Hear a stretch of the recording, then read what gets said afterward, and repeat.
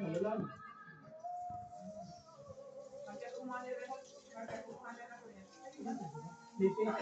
Pay na lang.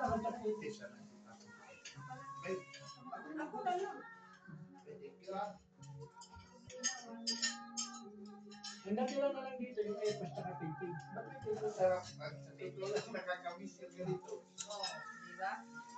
Ano dito nakalagay pay-pay. Ni-active. Tsaka mabuti, wala kayong mga apo-apo. Meron. Kaso yung sa ibang ano. Sa ibang, yung anak niya nandun sa kabilang yun. Nasa ibang bahay. Pero malalaki na. Hmm. Mga nasa high school na. Ay, wala nang magugulo. Wala na. Ako marami, ako. 8. Ayan o. Lahat ng dito. Hindi ko. Ang sarap naman yan. Pero doon sila nakatira ngayon sa Danti sa Hara.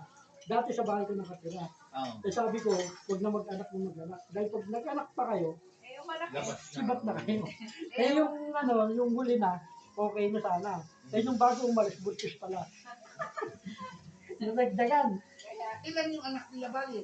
Bali, sa una, yung sa asawa niya, dalawa nasa Pilipinas. Nandito yun, inuwi nung nanay. Na ano yung visa. Ngayon, yung kinakasama niya ngayon, hindi naman sila kasama. Ang naanak nila doon, lima. Kaya ang Lima na no, anak niya, no? panganay ko, 7.